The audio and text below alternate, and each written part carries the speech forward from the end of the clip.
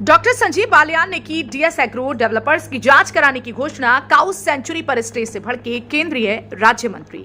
मुजफ्फरनगर में 70 करोड़ की लागत से बन रही काउ सेंचुरी पर हाईकोर्ट से स्टे ऑर्डर लाने वाले डीएस एग्रो डेवलपर्स कंपनी पर केंद्रीय राज्य मंत्री डॉक्टर संजीव बालियान ने भड़ास निकाली। उन्होंने कहा कि वह ग्रुप की कार्यप्रणाली की जांच कराएंगे। साथ ही घोषणा की है कि किसी भी सूरत में पुरकाजी खादर में काउ सेंचुरी बनकर रहेगी।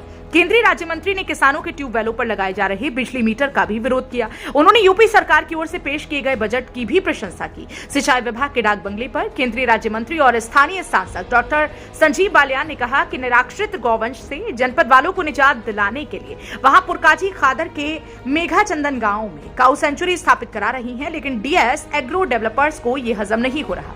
उन्होंने कहा कि वह इस व्यापारिक संस्थान की जांच कराएंगे।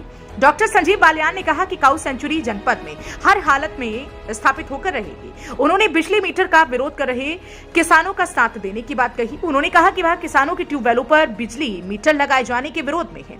राज्य मंत्री ने केंद्र और प्रदेश सरकार की ओर से पेश किए गए बजट की प्रशंसा की और कहा कि 2014 से पूर्व की सरकारों की तरह लोक लुभावन बजट पेश किया जाना बंद हो गया है। अब इंफ्रास्ट्रक्चर पर काम चल रहा है, क्योंकि भाजपा से पूर्व की केंद्रीय सरकार दिखावे का बजट पेश करती थी।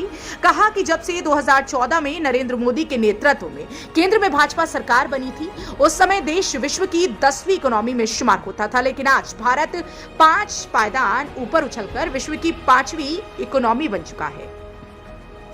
अब झूठे वादे नहीं किए जाते। प्रदेश सरकार के वित्तीय बजट की तारीफ करते हुए राज्य मंत्री डॉक्टर संजीव बालियान ने कहा कि सरकार ने मौजूदा बजट में कृषि सिंचाई के लिए ट्यूबवेल को मुफ्त बिजली देने की घोषणा की।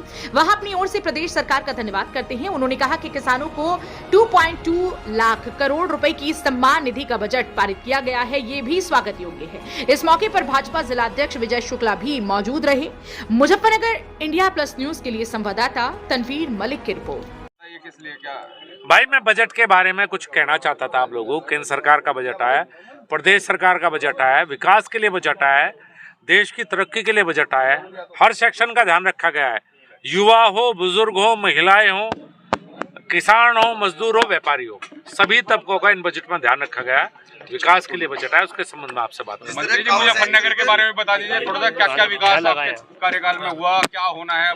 देखिए, मुजफ्फरनगर में नए नए नेशनल हाईवे बने हैं। इस वर्ष और एक नया नेशनल हाईवे लेकर आऊंगा।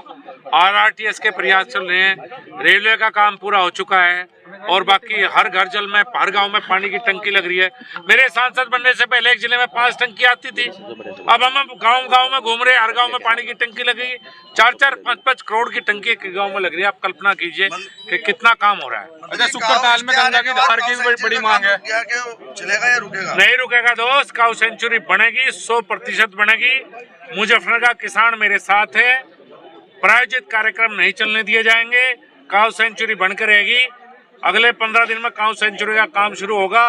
भूमि पूजन में आप सबको बुलाऊंगा। मंत्री जी, आप काउ सेंचुरी बनवा रहे हैं। एक तरफ तो काउ सेंचुरी बन रही है, दूसरी तरफ सुक्करताल में भूमा उपयोग के द्वारा जीवित गोवंश जलाए जा रहे हैं, उस बारे में क्या कहेंगे? भाई, मेरी जानकारी में बात नहीं, आपने जानकारी में लाए हैं। मैं पता करूंगा और कार्रवाई करूंगा।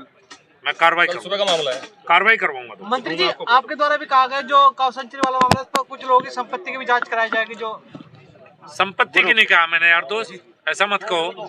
जिस ग्रुप ने ये प्रायोजित कार्यक्रम किया है, यहाँ जितनी जमीन उनके पास है उसकी जांच तो होनी चाहिए ना।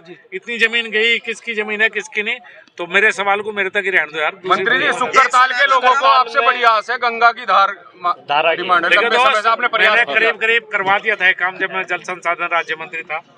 55 करोड़ का प्रोजेक्ट बना था, पास होने के करीब था, मैं हट गया। अब मैं लगातार प्रयास कर रहा हूँ। अब कब हुआ है नहीं कह सकता। एसडी मार्केट प्रकरण को लेकर बड़ा उसकी जांच हो रही थी, इतने बड़े घोटाले की, वो रुकी, क्या मामला है? उसकी जांच होगी या डीएम साहब बदले तो जांच भी? नहीं, अगर कोई बात है, जांच शुरू हुई है तो सरकार में जांच कभी दबती नहीं। जांच तो होगी जो भी है, क्या दिक्कत है। ठीक है साहब। इंडिया प्लस न्यूज, सिर्फ वही जो सही।